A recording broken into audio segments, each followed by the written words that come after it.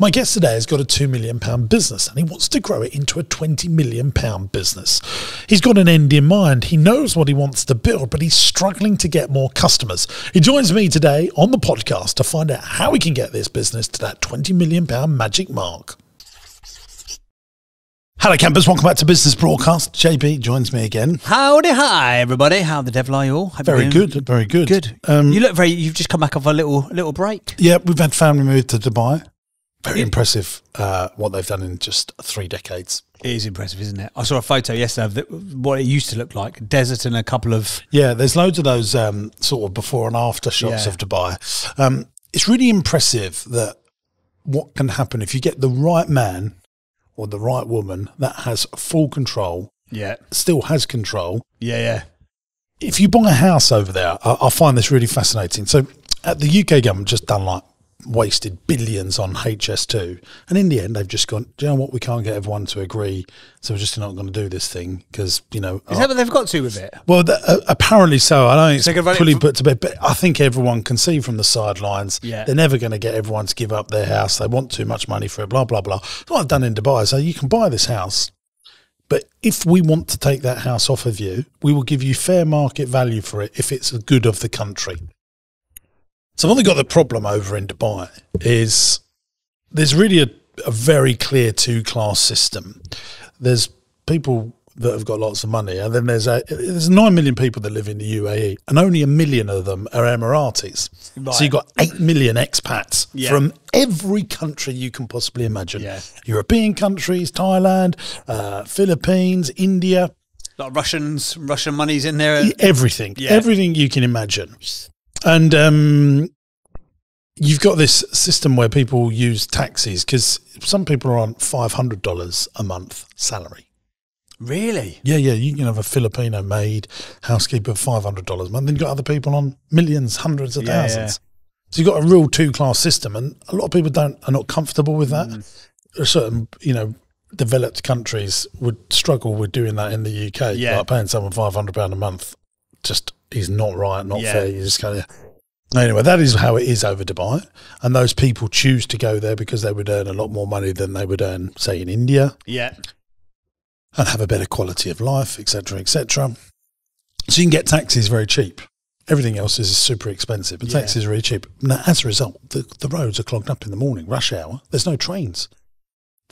Everyone gets a taxi. So 12 people going. So my brother-in-law works in currency. He's got 12 people on his desk. That's 12 taxis going in. Now, can you imagine if that happened in London? Everyone got a taxi into London to work. Well, that's effectively what is happening in Dubai. So have they not got infrastructure there? Have they not got public transport? So then they've gone, actually, we now need to build monorails and trains. And we will do that in 36 months, and they will. Could you imagine us doing something like that? They just said, that's what we need to do. It's too much of a problem.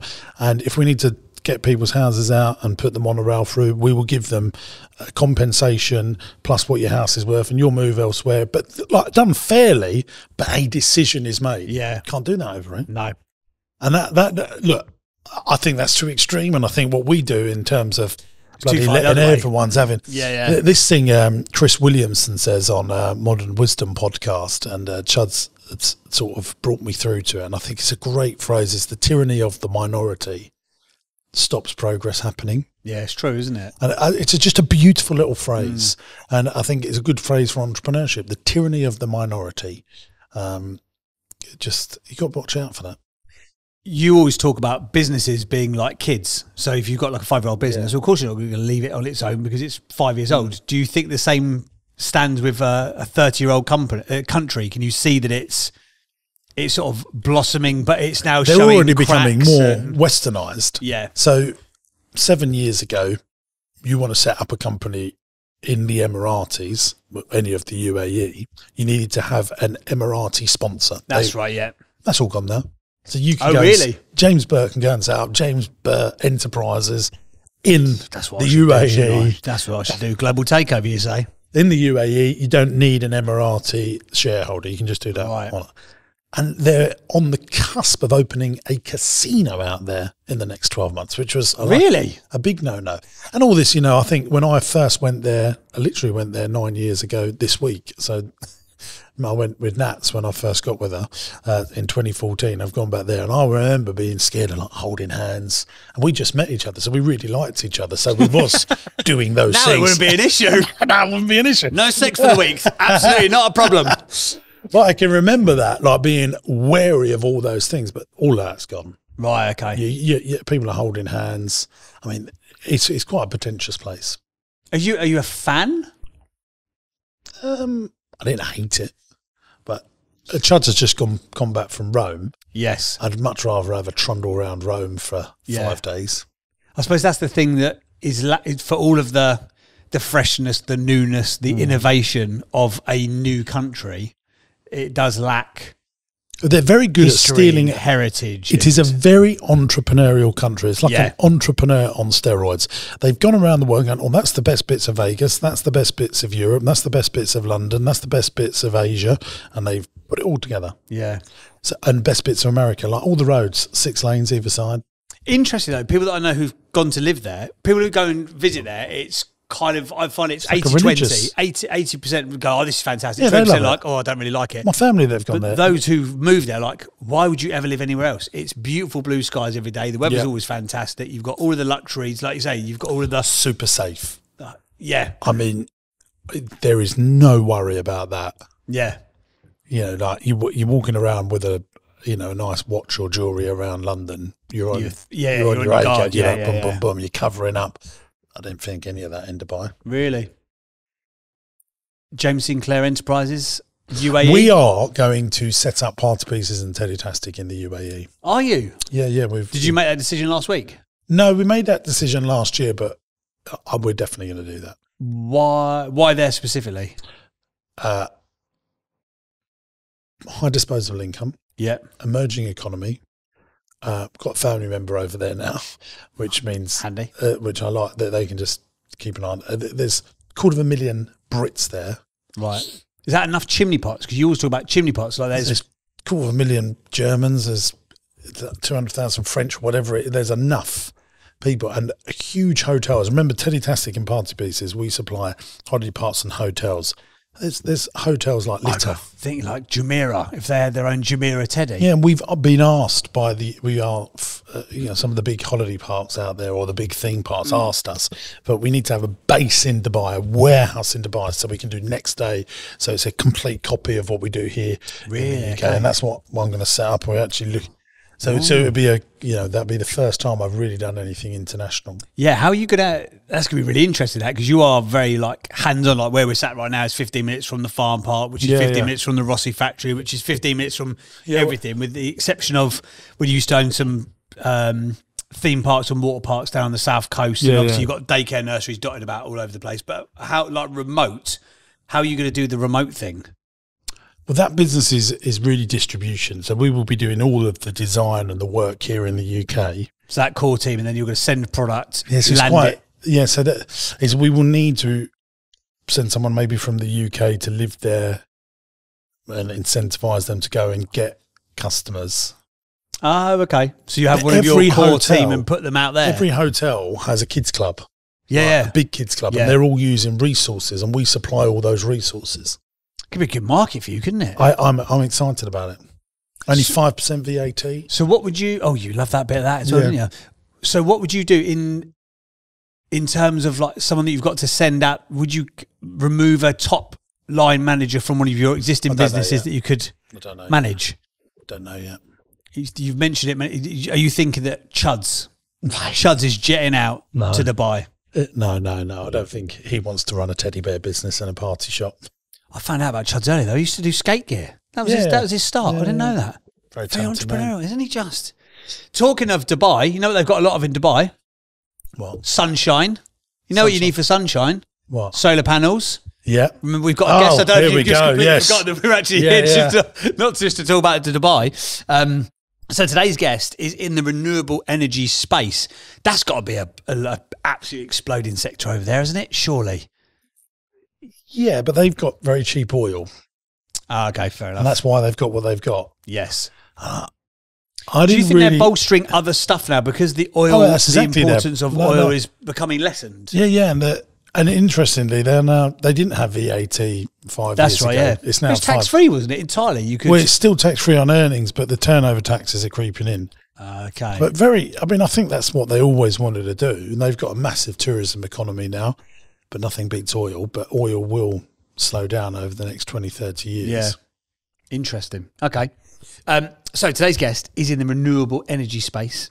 Apex Dormer, been going for 4 to 5 years, turning over £150,000 a month. Do you have team members? Yes, he does. He has got 14 of them. Challenge number 1, we always like to ask people their challenges. Challenge 1, dips and troughs in customer numbers. Challenge number 2, attracting the right talent to the business. And I know from the pre-chat chat that Ian is very keen to have a conversation with you about that. And challenge number 3, director knowledge levels being outstripped. Oh, I wonder what that means. I think that he means his knowledge has come to the... He's got to the end of... Yeah, he needs to upskill himself. Upskill himself. Okay, gotcha. That's a very wordy way of saying I need to learn more. Yeah. I think. Got no more skills. Where do you want to be in 1 year? 75% increase in turnover, and we've got a 10-year plan year on year. But on that, how do you feel about that? Do you feel like you always need to keep pushing yourself up the knowledge tree? No, because I'm excellent. No, do you know, ironically, yes, I do. But I'm in a weird position because I'm surrounded by, because a lot of people have like a coach or a mentor, or I'm very lucky to have lots of very good people around me that I'm good friends with, who I could call on. So if I had an issue, like I would have no issue picking up the phone to you or Paul, who's my business partner, who's run a 25 million quid a year company, professional services company. I've got lots of people around me that I learn from. And do you know what I think, actually, ironically, doing this podcast, I think if you get around people, that whole thing of like, you're the 5 people that you spend the most time with, etc. There's only so many times. Today we're going to record 6 episodes back to back. I'm going to hear you say 6 times, do you do a P&L every month? So there's only so many times you have to hear that before you... My impression of you today is on fire, by the way, isn't it? But there's only so many times you have to hear that to go, I probably should be doing a P&L, shouldn't I? But I think structured... No, I don't. But I'm handing it all over to Paul. I done a consultancy session with someone yesterday. £2 million business. Yeah. And still not producing a P&L. And you know that will improve the business straight away, don't you? Yes. And so did she, and she went, I know I should be doing it. She went, well, why are you not doing it? Yeah. Because you've got money in the bank, and that most people are managing their business by what cash is in the bank account. Yeah. And as long as that's okay, then you're fine. But then even if it's not okay, they're still not doing it monthly. No. They go to you must be telling your accountant the position you're in. Yeah. That's how it should be. I didn't do that last year. And I really, as he sent me through the accounts, he's like, here's what happened last year. And I was like, oh, I feel really bad about this. Like, I should not be in this position. He's like, can you just sign it? Can you just sign it off? And do you know what really annoys me? Like, so I was asking her, and she logged into her Xero in front of me. And did a P&L in knew one how click. to get where it goes. Yeah. I'm the same. I'm like, come on, guys. Like, like when I started out, like to get in, I had to go, because you only had Sage on one computer, and you had to have a password. Download a CSV what's file. What's the password? Like, get in the little put like now. If you got an iPhone, you got access. There is no excuse. I have no excuse. What about you? So I'm religious about it. But in what format?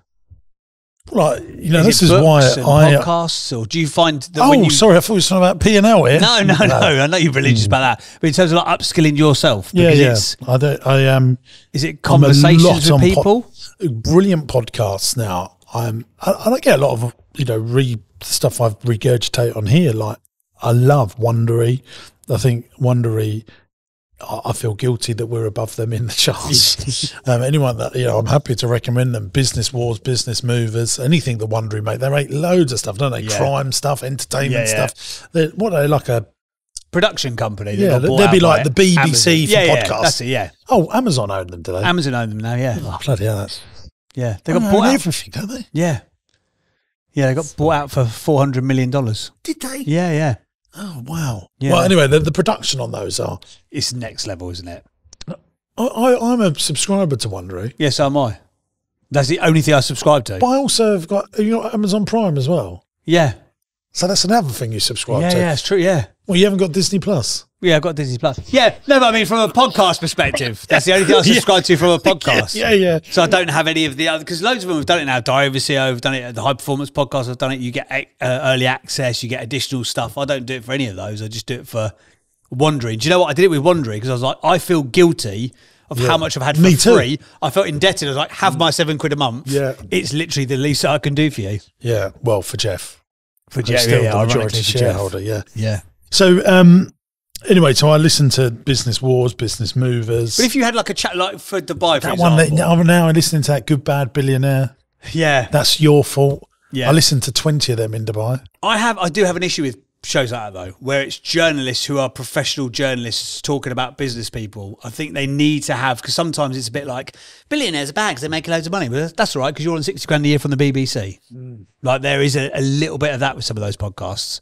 But so with like Dubai, for example, if you are going into a new region, into a new area, operating in a new space, if you're not going to like listen your way through the learnings of that, who would you go to? Someone out there? Would you get consultancy services? Would you go and find a well, I've put one of our team on to project manage, work it all out for us, and then they'll bring it to a board meeting and say, look, this is what we need to be aware of.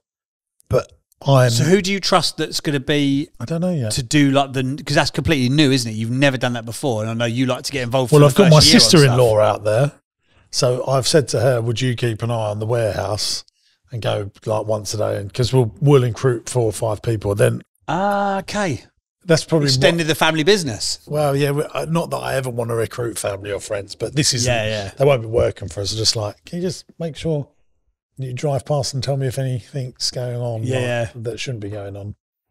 But I shouldn't have said that because it's a moot point. But we will put a manager from the UK over there to deal with it. Yeah.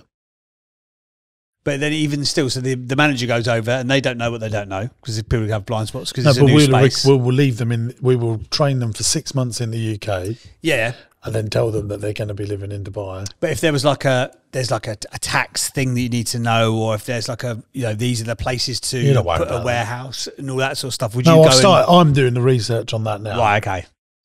And where are you doing the research? Like desktop research? Yeah, desktop research. And I've asked a few people that have set up businesses in Dubai. Oh, okay. And of which there are plenty now. Yeah, yeah, very true. You and I will you will know 10 or 12 people, I'm sure. Yeah, I know 10 or 12 who would go there at the drop of a hat as well. How do we get onto this conversation? We've still not talked about Ian and his solar business yet. Sorry, Ian, we are going to circle back eventually 20 minutes in later. Sorry, right. So we were talking about attracting the right talent we were talking about.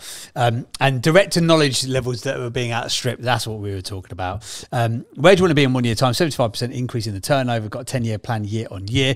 What does the business look like when it's finished? 4 centres with £20 million turnover at the point of exit. This is a man who is building with a plan, which we always like here. Do you make the profit that you want to? If so, what is it? No, he doesn't. He makes £2 million a year in turnover, and he told us in the pre-chat he's doing 10 to 15% of on net. 200, 300 grand profit. Not bad. It's all right, 14 staff, isn't it? What do you do day to day in the business with your time? Sales and marketing predominantly, but that's good. We like that answer as well, alongside all the other tasks of a business owner. So I wonder how much of his time is actually spent doing sales and marketing and how much time is doing the other stuff. And then he's got loads of questions that he wants to ask you. So maybe we'll even do this in like a Q&A format instead. Yep. Get a bit of an overview of the business and he can just chuck questions at you. Hey gang, James here. Great news. Business Masterclass is coming back to London. This is my ultimate 2-day event that will grow the profitability and size of your business so that you can have a commercially profitable enterprise that works without you in it. I've run this event before. People absolutely love it. We get rave reviews and I'd love for you to come along. Imagine 400 business owners in a room serious about growing their business. Imagine the connections you can make. I'll be on stage teaching you all the stuff that I've learned over the last 20 years in 2 days to seriously scale your business up. If you want to find out how to buy companies, raise finance, get customers, and make your teams as profitable as possible, then this is the event for you. Look, it comes with my 100% money back guarantee. You come along to this event, and if at the end of day one you go, do you know what? I haven't got 10 times value out of what I've paid for this. I'll just give you your money back. And here's the great news. tickets are only a few £100. There's no sleazy sales on the day. It's just me delivering all the stuff that I know about growing businesses.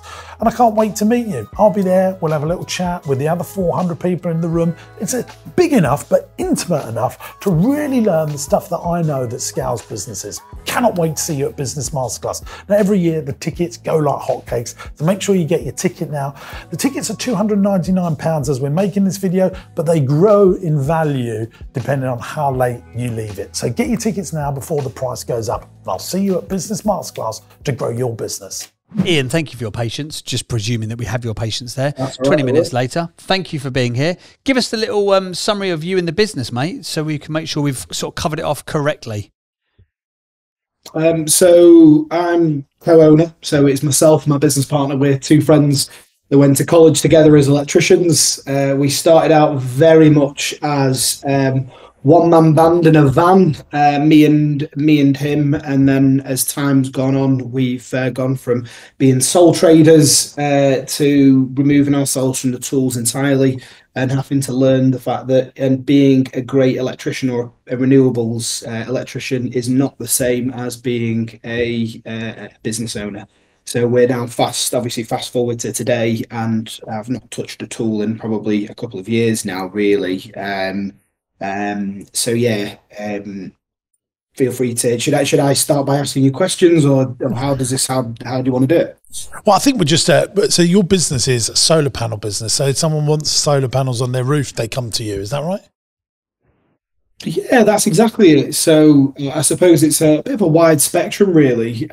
So I think there's the very traditional route that probably every listener will have in their mind of solar panels generate electricity and storing a battery. However, AI has a massive part now within the renewables industry. So doing things, getting an inverter, which is what's converting the electricity to look at things like weather forecasting, for example. So you can predict how much energy you're going to generate the day ahead.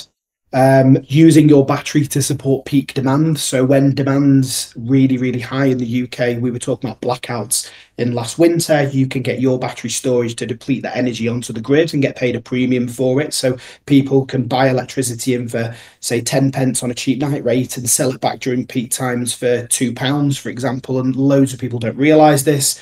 People don't realise the fact that they can back their whole home up with electricity as well. So where people have got like medical conditions, for example, you can use battery storage to seamlessly supply the home with instant power. So your home just continues to work without having the national grid connection. So I suppose the work that we do is quite widespread, with more people having EV car charging. You can siphon the energy off in real time from your solar panels and push it into your cars. So I think people that want to live a little bit more of a carbon, lower carbon footprint lifestyle can really do that and harness these powers by using this great tech that's all around us. AI is really taking over in this industry, and I think people in their mind just go, well, solar panels generate electricity and I might get paid a few pence to sell it back to the grid. And I think there's just there's a lot more to it. So I suppose my job and my role is trying to market that and kind of let people be aware of all these great benefits to what's happening. And that's probably where I'm hitting some of the limits within what I'm doing, and why I'm quite interested in coming and have a conversation with you guys.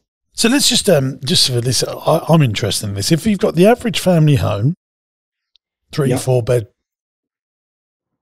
detached, semi-detached house, what's it going to cost me to have a battery and solar panels installed, roughly?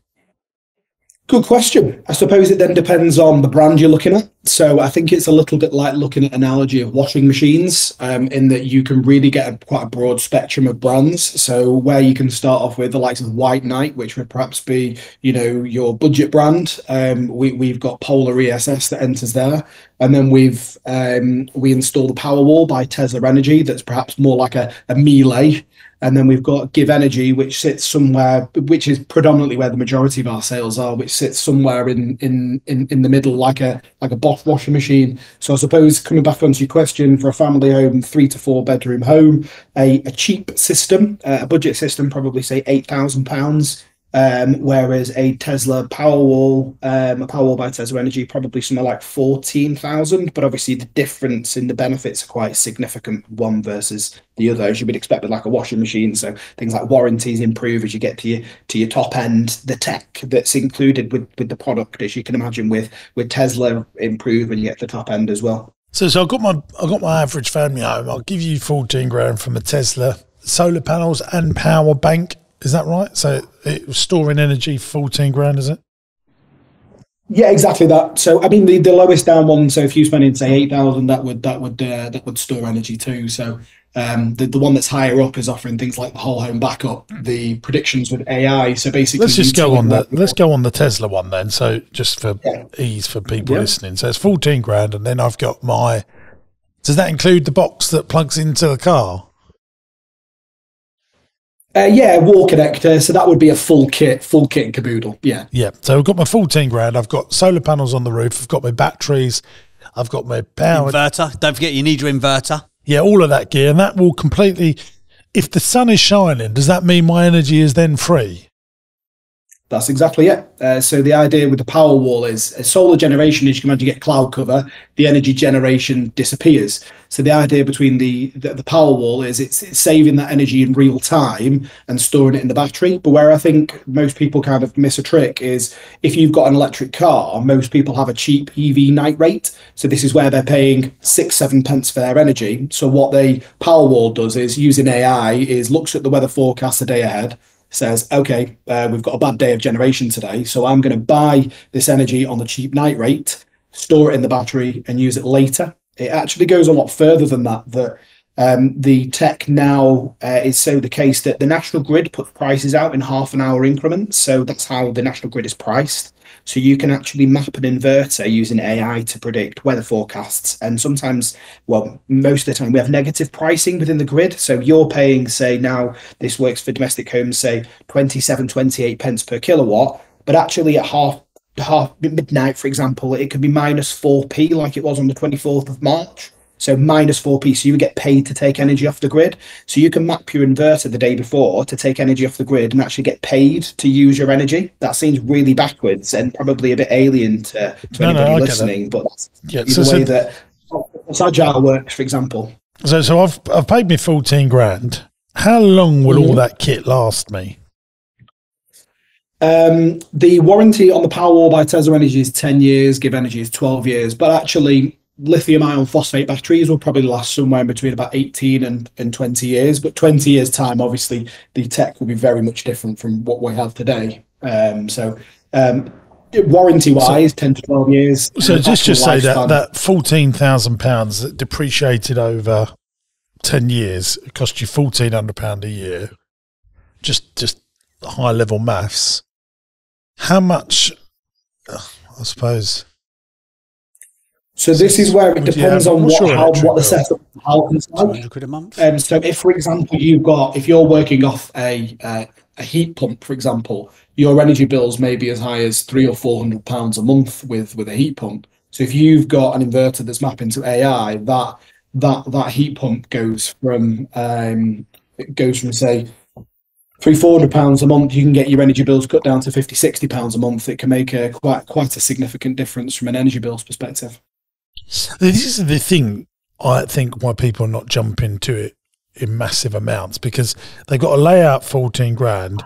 JB, you live in a 4-bed house, do you? Yeah. So his electric bill's 200, so that's 2,400 a year. Yours, say, would cost 1,400 depreciated over 10 years. So there's £1,000 saving for you there. But it's whether you want to luck out the 14 grand in 1 year, isn't it? And that is. I think what you're looking at there is the extreme of a little bit like if you want a Ferrari and you drive into the daily shops. Most people probably are not going to look to the extremes. Most people are probably going to sit more about the 10,000 mark.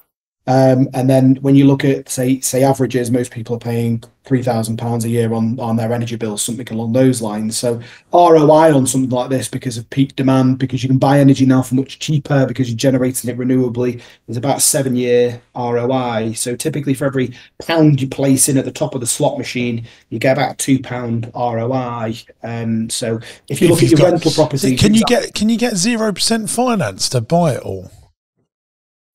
The problem we've had, and I think this is where it may well come in a little bit, is that money isn't free, and it really affects the margin. So we're typically paying about 12%, something along those lines, of the total sale value to offer someone 0% interest is 0% finance. And if you've got a net margin between 10 and 15%, well, that's disappeared. So we offer finance, but obviously you're much better. I'm not a financial advisor, but you're much better getting an interest-free credit card, or mortgage providers now offer 0% finance for renewable energy, and that comes from your mortgage provider, and therefore we don't have to remove our net margin from it. People are lending in different ways. So I think that's kind of where it seems to be coming to. We hit a little grinding point there, really, because from a finance provider perspective, they're still charging that 12%, which is what it's costing for money. Yeah, I get that, but I'm just trying to help you, right? If you're going to see people, is there not a government green levy stuff that would be sort of financing this? Because I remember back in the day there was like the feed-in tariff, which was the big thing to get people into solar initially, wasn't it? And then that was so successful that they sort of binned it off. Is there not sort of like financing through central government for this sort of stuff? Not currently. So there's 0% VAT on both battery storage. You've got feed-in tariff, works brilliantly because people are still getting 67 pence a unit, 60 to 70 pence per unit of electricity, and they can now get battery storage with 0% VAT. So all the benefits I've mentioned previously, you can now get that with 0% VAT. There's no VAT. So that means obviously from business perspective, it's not that exempt, it's 0% VAT, so we don't have to charge the customer VAT, and we can claim all the VAT back on all the products that we buy and any expenses for the business. So I think it's that is very, very helpful from the government. So that's been amazing support, because we can ultimately reduce the cost to the end user, which has been really good. Well, what's happened to that whole market where about 10 years ago you had people that were taking over like whole trading estates, council estates, and they were basically buying people's roofs off the council because the feed-in tariff was so good, and you'd install them for free, they'd have the free energy, and then you guys would take, that industry would take the feed-in tariff margin. Is that still a thing? So power purchase agreements is a big thing in the commercial industry, and I had a few questions later on about how to get into business to business. So I think that's a really good point to make. Rent a roof, which was the scheme at the time, that's right. A lot of people didn't quite like it because it creates a fixed charge upon your mortgage. So when you come to sell the house, that company still has a charge. That's right, for 25 years, wasn't it? Yeah, so it's really, because the feed-in tariff lasts 25 years, when they come to sell it, a lot of mortgage providers then weren't lending upon it. So it became it almost became a little bit taboo within the industry. We never really got involved in that. We did the smart export guarantee, but at that point in time, me and Adam were just two nuppies in a van fitting solar panels for other people, rather than kind of owning our own business, or rather looking at it as a business venture. We were looking at how much we could make per day as fitters instead. So we were kind of I understand it, but we were very shielded in terms of the actual business metrics at that point in time within the market. Well, I think we understand the business now. Should we get on with the questions, JB? Yeah, maybe sorry. JB reads them out and then I'll answer them. Yeah. Yeah, and if there's other ones that you've got, Ian, which you think are better or deeper, then feel free. So you basically submitted 5 questions: how to upskill as a director to get the right knowledge needed, how to scale without crashing, how to deal with fluctuations with energy costs. We're currently B2C. I've never really done B2B, but this is a sector we want to grow into, which you mentioned a minute ago, and how to reassure yourself on the days when you want to give up. Well, we could swerve that one because you're an entrepreneur, so you're just going to have to get on with it. Should we tackle B2C? So, there we go. So Didn't know I was doing this podcast with Anne Robinson. So should we do the B2C to B2B one? Yeah, I mean, one of the things that I wanted to sort of allude on to here was, like, obviously I own lots of commercial property, and I've looked at this, put in solar panels. Yeah, but say, why have you not done it? You love a bargain. Well, at the beginning of COVID, I really started looking at, when COVID energy prices soared, I obviously really started looking at it. And I thought, right, I'm going to have to lay out a lot of cash to do this. And I will still need to get energy from the grid. But then I thought, could I put my cash elsewhere to get a better return? Could I buy another business? Could I buy another property? Would I get more capital growth there? And what I looked at was, I believed that energy prices would come down pretty quickly as we resolved the conflict in Ukraine. And I think I've been proved right on that. Energy prices are coming down by a colossal way, and I'm glad I didn't go and invest in all of it, and I put my cash harder to work elsewhere. Now, if you're 65 and you've got loads of money and you're just sitting on a pile of cash, then yeah, I think it does make sense. But I suppose for you could always use cash better than just sticking it somewhere and letting it grow, can't you? Really? Well, if my electric bills at Rossi, which were about 180 grand a year last year, well, I've just done a recontract on the same usage, is 55 grand. What, just negotiating the terms with the same supplier? Well, because the contracts has come to an end. And so that is the you know. So you've saved 125,000 quid? Yeah. Wow. So I don't know if are you up against that? Are you finding that, Ian? What I found is during the summer, this is where energy prices comes in. So during the summer, as a country, we really can rely heavily upon renewable energy. So wind, solar. During the winter, and I think this is where it's coming in that you're seeking the benefit of it now in the summer, but in the winter, if you look at the Cornwall insights, the energy price is going to go straight back up again, because we still rely heavily as a nation upon European gas. And I think this is where you've got to look at buying trends of the individual consumer, in that if the individual consumer's got two products on a shelf, one's from a B Corp, one's not from a B Corp, so one's being sustainable, one's not being sustainable. Customers now, we are moving away from plastic trays, we are moving more towards paper, we are moving from plastic knives and forks to being in our wood.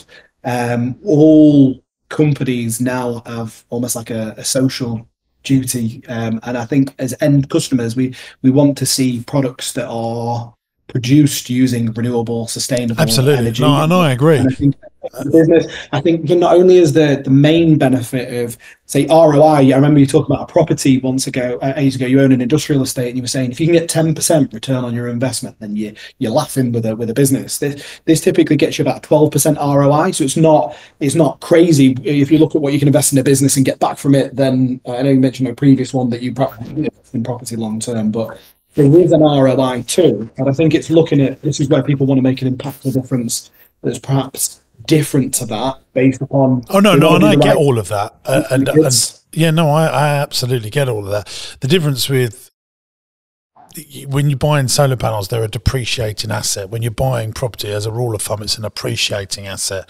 The panels do not last forever. And this is the reason I haven't bought an electric car yet, is the electric car market is becoming more and more commoditized literally every single month. They're becoming more efficient. BMW, Mercedes, Ford, they're doing more and more and more. Tesla, although may still be the kingpin and the original, are becoming less dominant literally every quarter as we drive through the electric car market. And once they do a range of 550 miles, I'm in. James Sinclair is in. I'll be buying one. At the moment, they're 320 on that. I'm just like, no. It's just a little bit too soon. But 24 months, I reckon it'll be there. 36 months, absolutely. And then I'm in. And my caution for you in this space is, I think your space will become more commoditized over the next 36 months. There will be more players. There are more players now than there were 36 months ago. I'm talking to lots and lots of entrepreneurs that are setting up solar panel style, but a good friend of mine, Dan Wiley's doing a big solar panel business now. Every time I go to an entrepreneur's dinner networking thing, someone pitches it to me, like verbatim. They pitch it to me. Yeah, and they're all in. And because there's more and more people going in, it's going to drive the price down. And that is just economics. You know, when I look at the Rossi family, let's talk about ice cream here. They started their business 1932. Literally, ice cream in 1932 was literally like the internet. What is this? I've never seen it. Frozen food? This is madness. Wow. And then ice cream vans. If you owned ice cream vans in the 50s and 60s, you were making a mint. Yeah. Then guess what happened? Someone invented the home freezer. And the supermarkets scooped all of that up. And ice cream van mans now very difficult for them to make money going around the streets. They need to go to events and festivals and stuff like that to make money.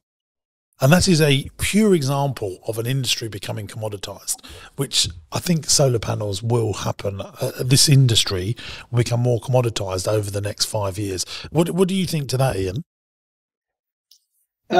I agree, but also if you look at our energy consumption as individuals, it will change as well. So I think we'll have a shifting dynamic in that you're saying, I'm going to wait for 2 years before I get an electric car. So if you look, the government's pushed this threshold back from 2030 to 2035. But what they're saying is car manufacturers by 2030 have to have 80% of their car sales being electric or hybrid by 2035. It then changed again to being 100%. We've got boilers being banned on new builds, and now heat pumps have to come in with houses being more efficient. I'm not disagreeing with that. What I'm saying is it'll become more commoditized. Energy consumption will naturally will increase. In terms of commoditized, I completely agree. I actually watched one of your YouTube videos about this exact subject, where you kind of go further up your supply chain with Teddy-tastic. You fly abroad, you get your teddies made, and it really got me inspired. So we've looked to commoditize it to reduce the cost to the end consumer. So I think we're part of that problem rather than the solution to a certain extent, in that we're actively looking to push the cost down for consumer. Yeah, that's what. So you already do. We're part of it. I don't want to. I'm just telling you that's what happens verbatim in every industry. And this is, like this AI thing. Everyone's talking about AI, aren't they? At the moment, like all the marketing agencies now will tell you how to use AI in your business, because this is a big thing, isn't it? When Facebook ads first came out, we will teach you how to use. Everyone can do it now. You can get a 12-year-old that knows how. And we've had loads of young, bright things on this podcast now, haven't we, JB? Like they're doing it in their pants and smashing it out of the park. And what basically happens is you've got to get in early, like TikTok ads. That's the next thing the marketer use. TikTok ads, they're really cheap. They will not be cheap in 5 years' time, will they?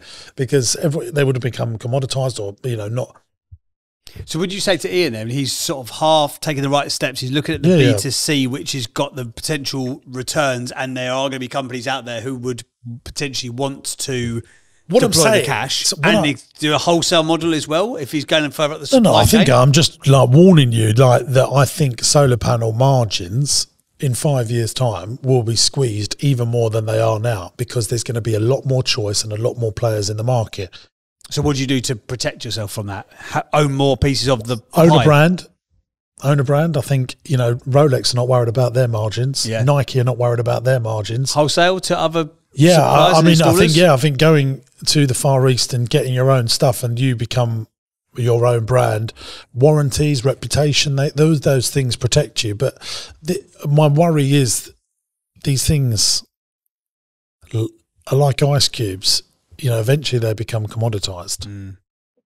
And Tesla and the big brands are never worried, are they? It's the middle brands that always get squeezed the hardest.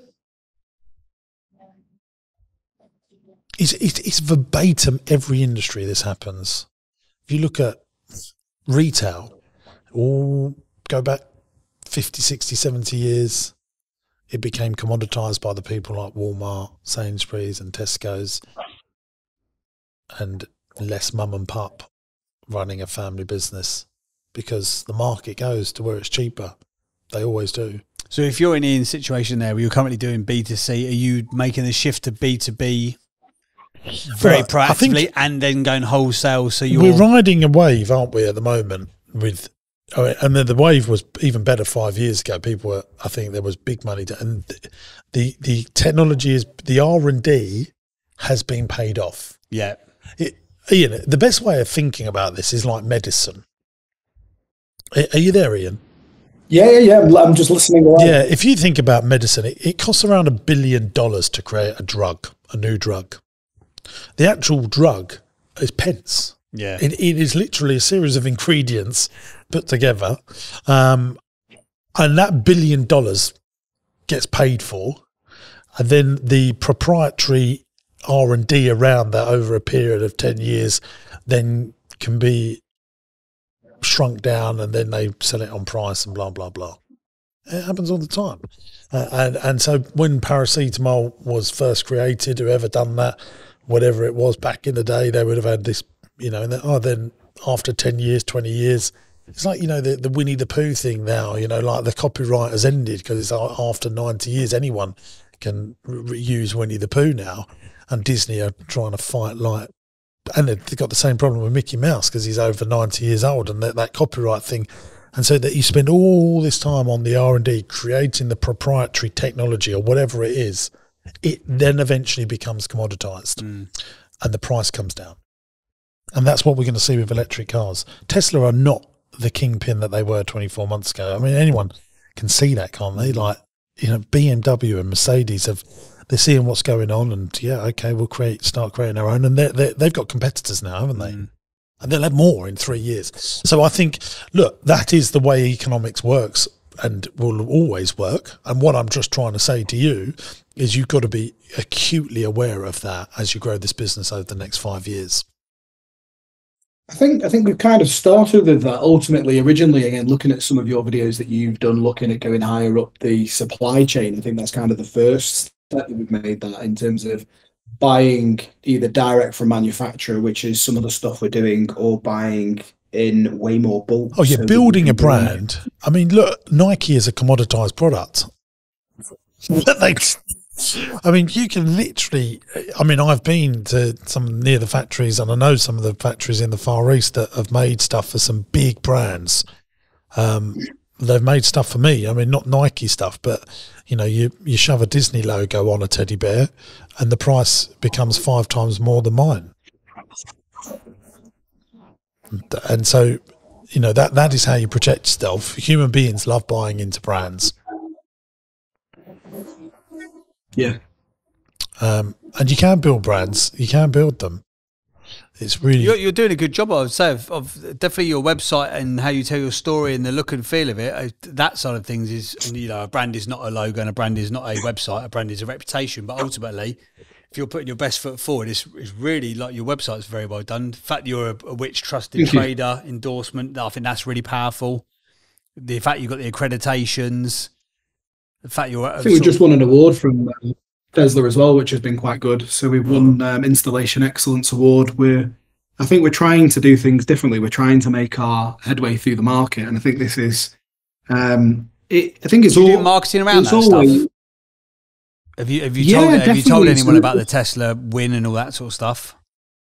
Yeah, so we've got a very talented marketing director called Steph, who worked in a big ad agency, multi-million-pound turnover, that's joined us, again, talking about trying to recruit A players. She's definitely an A player, and she helps us massively. So that website, for example, a lot of the graphics, a lot of like the sign writing of the vans, and I think it makes a tangible difference for the business. I think if you're buying in bulk and you can reduce your cost down, and comparatively you're a very similar cost to the other businesses, but you're award-winning, you've got all these bells and whistles. When customers are in the comparison process, you don't really compare.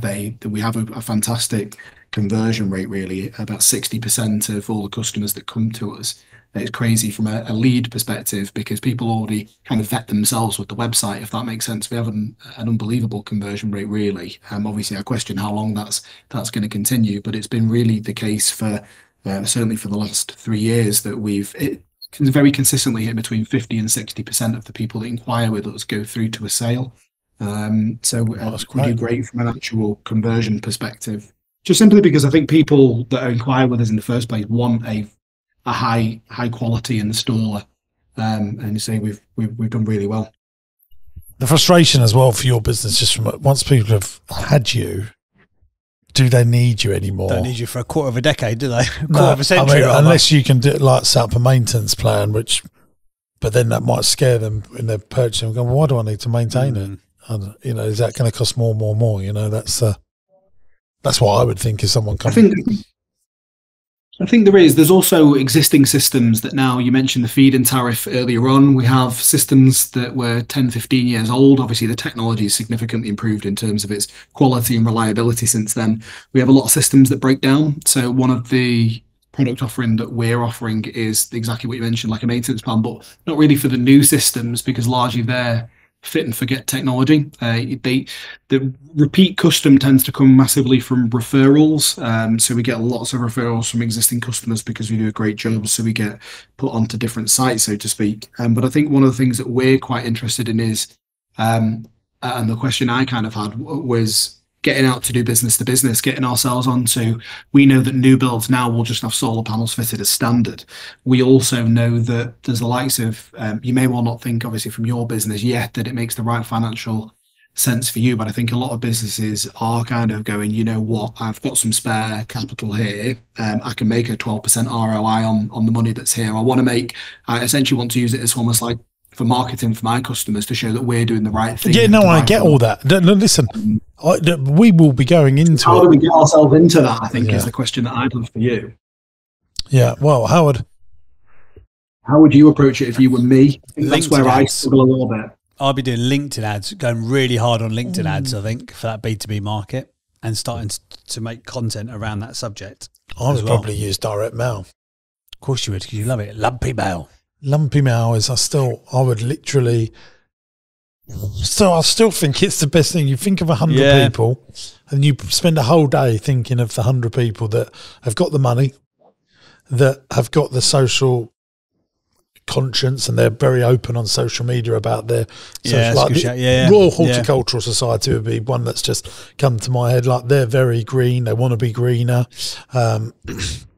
I would send letters to their CEO with a present in that would be around something that would be proprietary to the RHS, that you're a big fan of them, saying, look, you've got some buildings, we can aesthetically put these up so they don't ruin the gardens.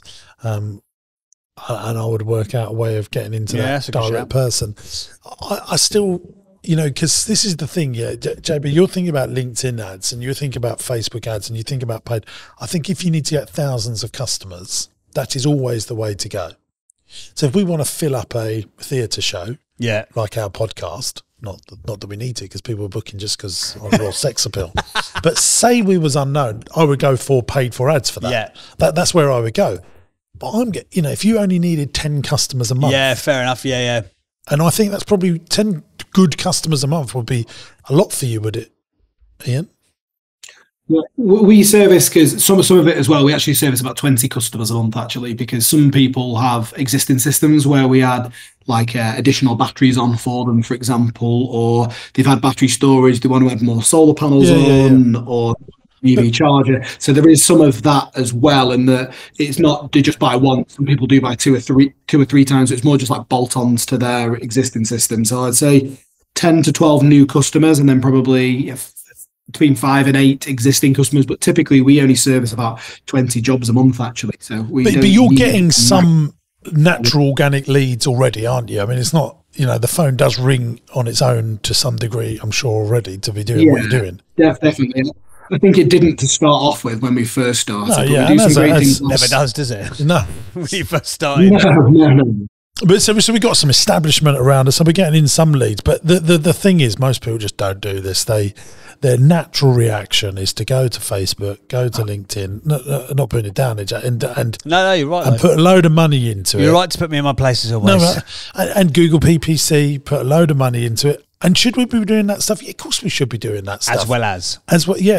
But I think if businesses spent £500 a month on direct mail, but actually thinking about who they're sending the stuff to and spending 10 minutes, just 10 little minutes on each letter to really craft something really powerful. Oh, you mentioned something earlier, Ian, actually, about B Corp certified. You could look, because I'm guessing that you sort of probably cover like a 50-mile patch. Look at all the B Corps that are in that neck of the woods, and then look at what their facilities are. And then you can even, within your pitch, you can actually go, based on our estimate, you've got 300 square foot of roof space. You could save this much amount of money. I just thought so. God. If you could see his shout right now, he looks like a B Corp man. I called him Mr. Bloom from CVBs earlier. Yeah, just get look. He looks just like listening to the podcast. Go he to looks you, like a solar panel. Oh, Ian. But so right, let's power through the questions. That's how I would do it. Through. That's good. We haven't had enough banter. There we are, all the puns. So one of the questions I had was about upskilling myself. So first of all, experience levels. And I was just going to say, obviously, I've read your books, but is there any big books that you would say have really had almost like a turning point within your business or your career that you go, these are real big books that I think I'll tell you them now. How to Get Rich by Felix Dennis. I knew that was going to be your first one. That's the best one. How to Get Rich by, what was his surname? Sorry, Felix Dennis. What was his name? Felix Dennis. He's dead now, so you can't go and have a chat with him. But he was worth a lot of money when he died. It's a brilliant book, How to Get Rich. Still, one of the best entrepreneurial books is Losing My Virginity by Richard Branson. That's just outstanding. I've read that one. Yeah, it's great. Shoe Dog by Phil Knight, I think, is another outstanding book on entrepreneurship. Just outstanding. They're my top three always. I was going to say, I read that one just after reading yours when I was in Turkey of last year, Shoe Dog by Phil Knight. So I've definitely not read How to Get Rich. But How to Get Rich gives more, because really Losing My Virginity and Shoe Dog are stories of a person, a person that's absolutely smashed it with a salt and pepper of lessons along the way entwined in the story. Whereas How to Get Rich is really, you do this. And I believe literally everything he says in that book is literally how to do it. And I don't think anything's come close to it. Then there's some good personal development books, like anything by Jim Rohn, Jimrohn. I would lap anything up by him. Again, he's dead now, but really the grandfather, the Jesus Christ of personal development. Would you say that, JB? Yeah, very good. What's your favourites, JB? Ride of a Lifetime by... Why didn't I think the CEO of Disney? Yeah, that's Bob Iger. Bob Iger. That's another great book. I find that very practical, actually. Yeah, really practical. But he's not an entrepreneur. He's an amazing manager, like the world's best manager, if you like, and really good to see the mind of a super successful manager. Yeah. Or the DNA of a super successful manager. And we need both in business, because he took a business very well established and took it to the new heights by being an amazing person and making deals happen. Yeah.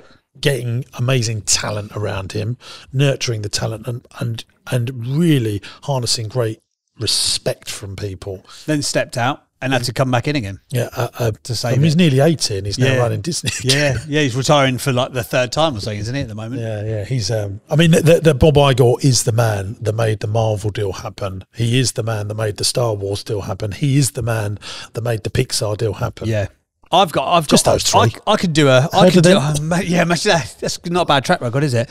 I could do this upsell, because you can't, because it would sound a bit spammy coming from you. But in terms of Entrepreneurs University, what Jim puts together, if you have taken learnings and lessons from the content, that will be the best 50 quid a month that you can spend, because literally the blueprints, the cheat sheets, the whole thing of how he runs a business, warts and all, is literally in that guide. I don't know why more people are not doing it. It annoys me. Interesting. Thank you very much for. Have you gone into my Entrepreneurs University?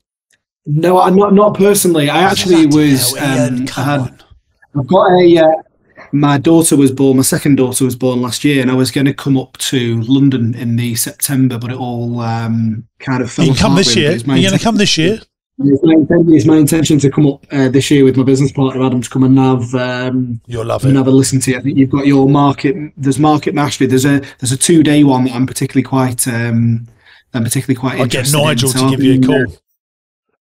Yeah, no, I'm very much interested in coming over and having a bit of coming down, so to speak, because you're further down, and having a listen on that. Obviously, I'll kind of watch intently in terms of the YouTube videos and stuff, and it was just kind of getting an idea from yourself. He's obviously quite successful. Just an idea of you'll have got your information from somewhere, and obviously part of it is personality to a certain extent. I think that's the nature of being an entrepreneur and why we all do it. But one of them was you've still got to get your skills, your knowledge, if that makes sense, from somewhere to be able to develop those into skills.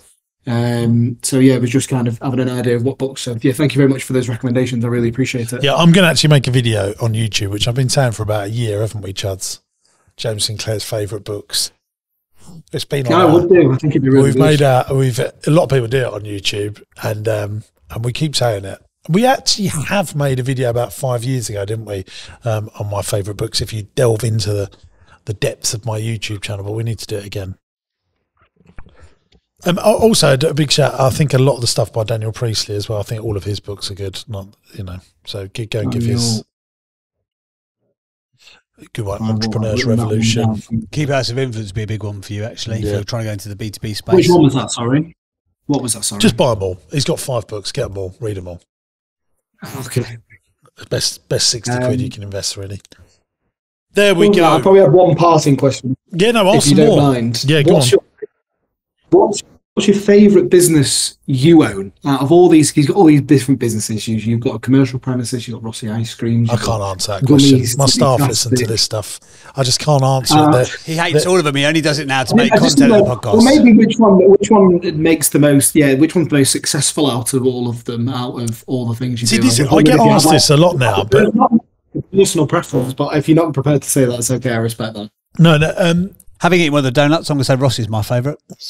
No, actually, my favourite is Marsh Farm because my kids love it. Yeah. Especially the dinosaur park, preemptively. The thing is, I just see it as one big business because it all integrates with each other, although there's different locations. Is there one that is because Marsh Farm, that's a big site, and you were what, like mid-20s when you took that on? Is there one you're like, God, bloody hell, we have done a good job of that? I'm not satisfied with any of them. I want them all to be better, but you have to fund it, don't you? It takes time. It's a marathon, not a sprint. And none of what I've got, I would say, is 10 out of 10. They all need more and more work. Yeah, but they always will, because your level of expectation. No, but when I think when I had the kids' entertainment business and I was Jimbo the Partyman and I was a one-man band, I thought that was as good as it got. Yeah, because it was 10 out of 10, but I couldn't scale it. Yeah.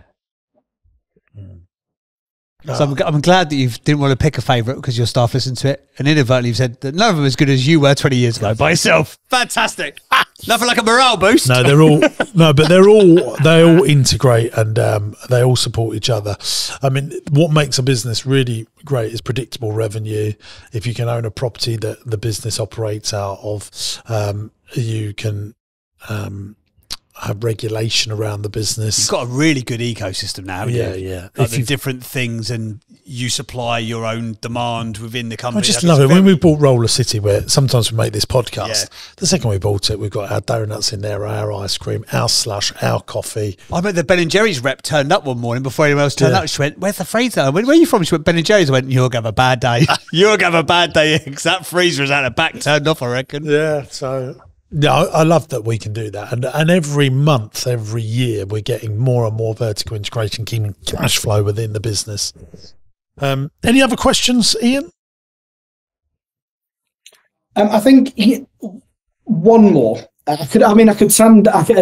my heart of hearts, I could sit here probably talking for an 8-hour day, but I appreciate you've got other guests that you probably want to invite onto your podcast at some stage again without me stealing all the limelight. So I think, obviously, we've got all these. We do a monthly P&L. We do actually do a monthly VAT return because it works out great for our cash flow because we're 0% VAT. The minimum level of cash flow you would, because there's different people with different opinions on this, to kind of avoid disaster, obviously you do get good months and bad months. I try to get as many good months as possible, and we do a really great job of doing this. Is there a minimum number of months you would have in terms of cash flow to be able to pay your overheads in the account at any period of time? What to invest and what to retain? I think that's something that's not clear in my mind. I work Hope my your cash. bank manager's not listening. Yeah, he always has 6 months as a lovely buffer. Yeah, I mean, the reality is I would struggle with that because, look, the rule of thumb is to have 3 to 6 months cash flow in the bank, and then you can always have a lovely life. You'll never be stressed. Do entrepreneurs do that? Stop. That's the answer. That's the answer. 3 to 6 months, in case anyone's listening. No, because it's just knowing what threshold point do you kind of just say, well, look, we have enough retained funds within the account now. It's time to start going and having essentially a little bit of, not necessarily taking the money for myself, but I think I'm just one of these people incessantly that I never take any money for myself. I don't feel, for what I've got, I don't feel I've ever really robbed my business of cash. I always reinvest most of it back in. You told me a couple of weeks ago on the podcast that you were still doing kids' parties when you were turning over a couple of million quid. You were paying for yourself. I'm still doing kids' parties when we were a 15 million turnover business. What, paying yourself at the parties? Yeah. That's just brilliant. And I've always worked my cash too hard, but the rule that I think people should focus on really having liquidity days rather than lots of cash flow in the bank, then you never have to worry again. So basically you build a business, you sell it, you create a wealth day, a wealth creation day, you have a lot of money, and then you can, you can really build a business and have a brilliant life. I think it's very difficult to make income from trading a business because you'll always put your cash into growth, into marketing, into more people, into a new location. So you'll have paper profits, but you're always working your cash. Everyone that I've met that's made good money, serious money, it's through selling a business, not running a business. Interesting. Literally everyone. Food for thought. Well, I'm all questioned out for the minute. I mean, I could come up with a million other questions, but save a few for business masterclass in September when you come down with your business partner. I've certainly got a few more for sure. If people think I can't service your area, but I definitely think it would be great for your customers if you did it and went for solar on your buildings. I'd feel very accomplished in life. I'm not going to service it. No, I agree. Certainly not pitching to you, but I really think. No, Ian, I don't disagree with you. I'd love to see it. I think that would be brilliant. I want it to be, I think it's going to get cheaper and cheaper. It already, compared to 3 years ago, it's already cheaper again, isn't it? Yeah, for sure. I think we've bottomed out in terms of the cost of panels. I can't conceivably, a little bit like you get a hairdryer for 20 quid. I can't imagine that they'll be able to cut the cost much further out of the production of solar panels. I think that obviously the costs you see online when you're buying a container worth, which is what we do now, your cost of acquisition is a lot lower. I think there's obviously margin being made out of the actual installers. So are you buying the panels direct from the Far East? Not quite. We'll still buy them we buy them by main distributors. The problem with the actual individual manufacturers, so if we fly out to China, for example, we can buy the railings direct from China, but it actually works out more cost effective to buy them via a UK wholesaler because they're buying 20 containers and just skimming one off for us, and they're getting a better price point again. Are you sure? We've kind of done that. Are you sure? It's economies of, we've spoke directly to manufacturers, so they'll only accept minimum order quantities as well. So it'll be like 5 containers, and we simply don't have the warehouse space. So you get better economies of scales and better price breaks when you get higher up. We can certainly buy like our railing system direct from manufacturer. We've done it, essentially negotiated it, then went with that price back to the wholesaler in the UK. It's also credit terms as well. I think when you're buying in such quantities, a lot of them want a chunk of cash up front because you've not traded with them before, and therefore that creates cash flow. But I watched your video when you had Alibaba and you were talking about the extension lead and being able to buy it and skip a profit and sell it on Amazon. I really got very inspired by that particular visit. I think it's a great one. I mean, really, if you're doing this sort of volume, you need to go to Canton Fair. You're probably phase 1 or 2. In China.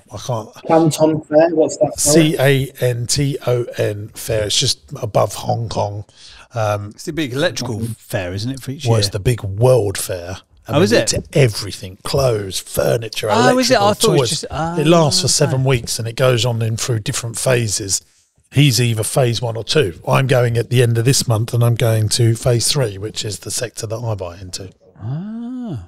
So is it one venue and they just rotate the people that are in it? Yeah, it's like, imagine the NEC in the UK, but 5 times the size. And then they set it up, phase 1 for 2 weeks, then 4-day clear down, phase 2 begins, 4-day clear down, phase 3 begins.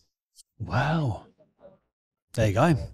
But I mean, if you're buying in more than £500,000 worth of electrical components that originally come from China, I would absolutely be spending $5,000 on a trip to China in flights and hotels and just having a recce. That's what I did in my first year when I started importing. I went out there and I just had a recce, you know. And look around, you know, no writing any checks, like getting my head around it. And I feel like now, only after a go, I mean, I've been a lot now. And, you know, you get to know the areas that everything's made. Is it only now you're comfortable trading with them direct? Yeah. Because it is a bit confusing. When you go out there, you're like, bloody hell, what's what, you know. Yeah. It's such a big country. Yeah. I mean, it makes Europe look like the Isle of Wight. You know, it really is unbelievably huge.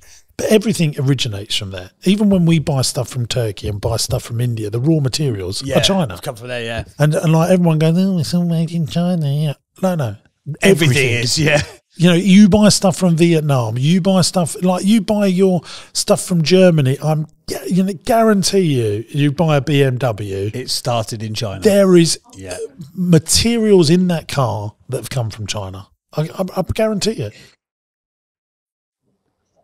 Oh, it was a Porsche of 2,500 different manufacturers going into a single Porsche, you know, so... No, Anyway, I would definitely be going over there. And I think it's a really prudent point to make, because a lot of the panels that we buy, the manufacturers predominantly originate exactly what you said there. There's one or two manufacturers, but actually they can't compete. Yeah, and it's all probably from Shenzhen. I'm sure it'd be the Shenzhen area. Which majority of it. Yeah, or Xiamen as well. There's an area called. It's not called Xiamen. It's called Xi'an. Xian. You mean?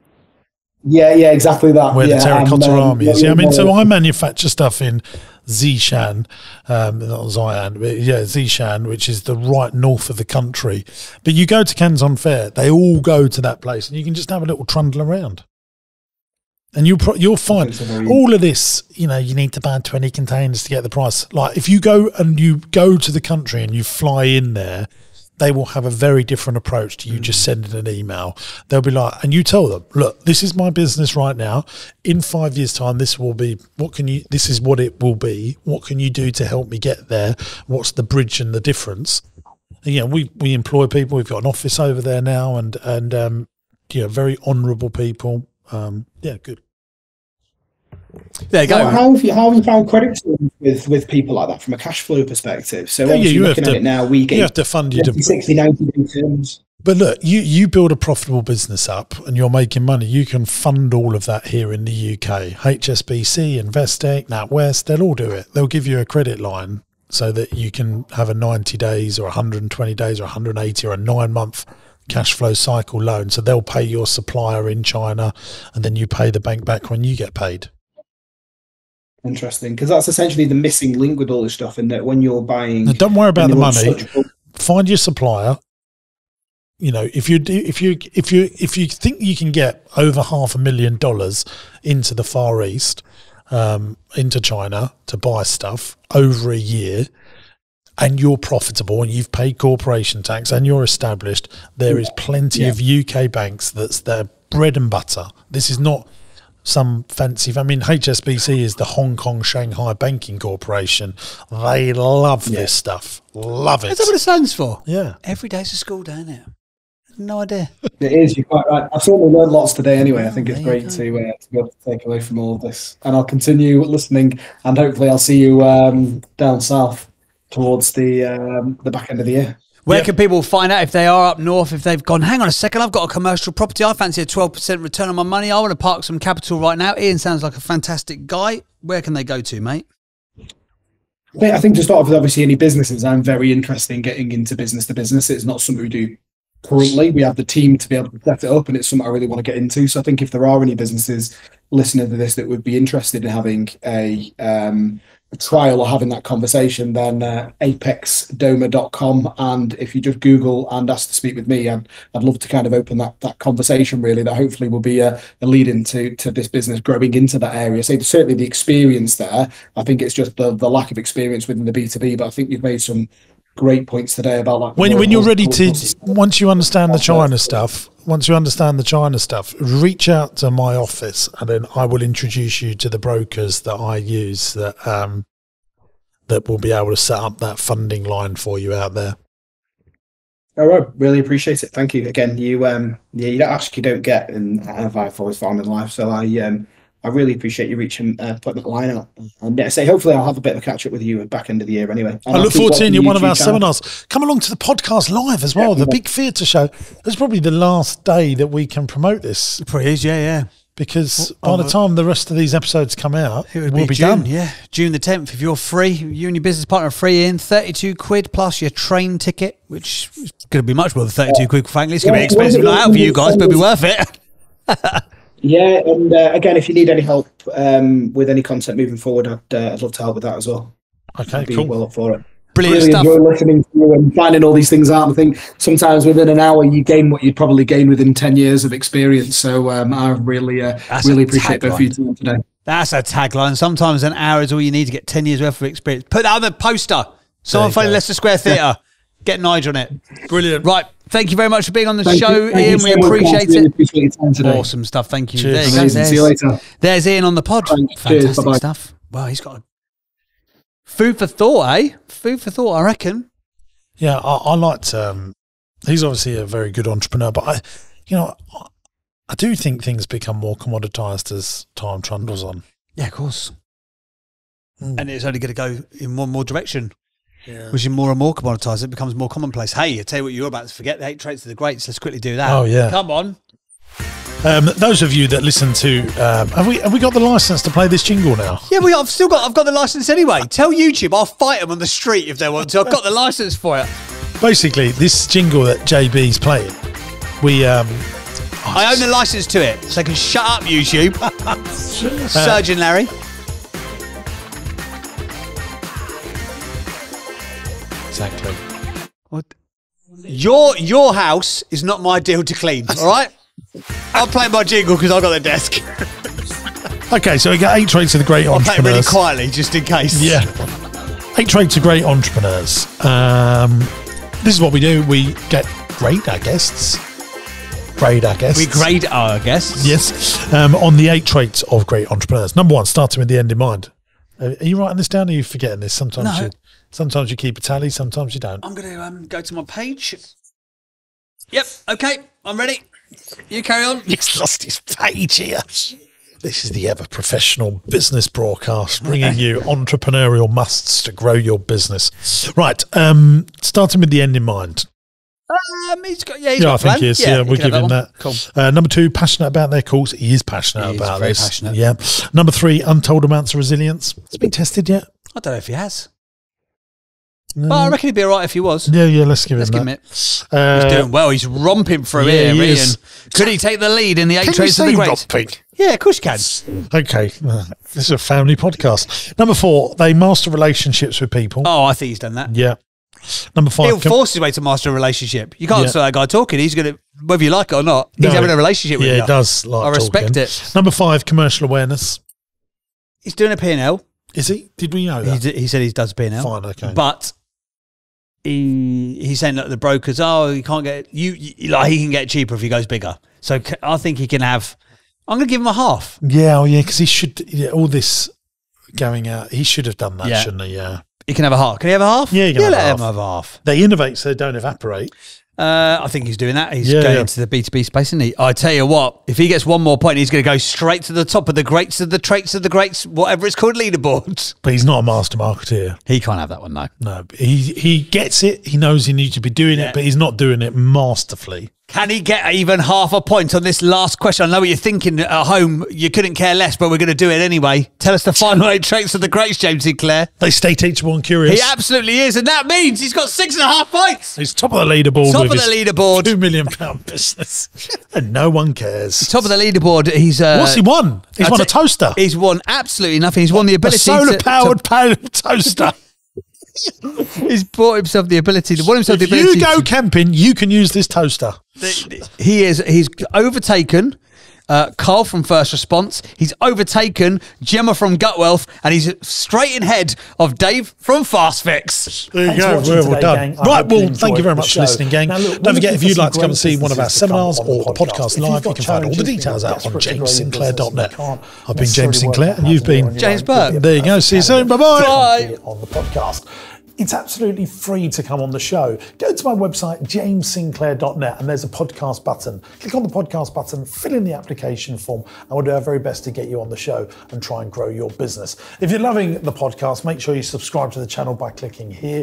And why not give this one a watch? I think you'll like it.